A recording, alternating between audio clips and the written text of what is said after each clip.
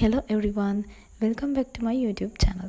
අද මම ඔයාලත් එක්ක ෂෙයා කරගන්නේ මම හදපු මැකරෝනි ග්‍රැටින් එකක්. මේක මාරම රසයි. ඔයාලත් හම්බුනොත් අනිවාර්යයෙන්ම try කරලා බලන්න.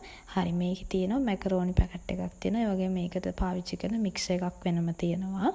මම මෙතනදී මේකට අරගෙන තියෙනවා කැරට්, එතනින් ගියාම ලුණු, තක්කාලි, අම්මිරිස්, ඊට පස්සේ චිකන්, ඒ වගේම චීස්.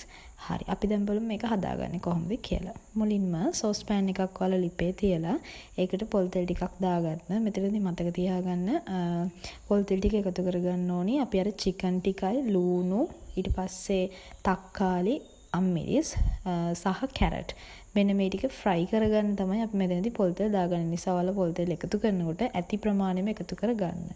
ඒ ටික හොඳට තෙල් එකත් එක්ක ටෙම්පරා ඒ කියන්නේ අර බදිනවා කියලා කියන්නේ වගේ බැදෙන්නයි ඕනි තෙලෙන්.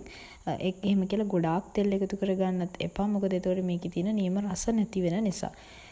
සාමාන්‍ය ගානට තෙල් දාලා මේ ටික හොඳට තෙලෙන් නිකන් බැදලා වගේ ගන්න ඕනේ. ඊට පස්සේ ඔයාලට අවශ්‍ය නම් සැර අණුව ගම්මිරිස් කුඩු ටිකක් ඒ වගේම ලුණු දාගන්න. ලුණු එකතු කරගද්දි මෙතන චිකන් එකට අවශ්‍ය ලුණු ටික විතරක් දාගන්න. මොකද ලුණු ගොඩාක් අවශ්‍ය වෙන්නේ නැහැ. මොකද අර මික්සර් එකේ තියෙන නිසා. හරි දැන් ඔන්න ඔතනදී අපි මැකරෝනි පැකට් එක එකතු කරනවා.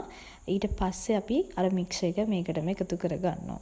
ඊට පස්සේ මේ දෙකම හොඳට තැම්බෙන්න අපි ඒකට ෆ්‍රෙෂ් මිල්ක් මිලිලිටර් 400කුයි වතුර මිලිලිටර් 400කුයි එකතු කරගන්න ඕනි. මෙන්න මේකෙන් තමයි මේ මැකරෝනි එක තැම්බෙන්නේ. මේ ටික හොඳට මික්ස් කරලා ඔයාලා මේක හොඳට වහලා තියන්න. එහෙම නැත්නම් ගින්දර අඩු කරලා තියලා තියන්න. ඊට පස්සේ මෙන්න මේ වගේ ග්‍රේවි එකක් මට්ටමට ආවට පස්සේ ඔයාලා මෙතනදී තක්කාලි චීසුයි එකතු කරගන්න පුළුවන්. චීස් කැමති නම් දාලා oven එකේ දාලා බේක් කරගන්නත් පුළුවන් ඔයාලට කැමති විදිහ. හරි. දැන් ඔන්න මගේ මැකරෝනි ග්‍රැටින් එක ලෑස්ති. ඔයාලටත් මේක හම්බුනොත් අනිවාර්යයෙන්ම try කරලා බලන්න. මේක මාරම රසයි. තවත් අලුත් වීඩියෝ එකක් එක්ක අපි හම්බෙමු. Thank you.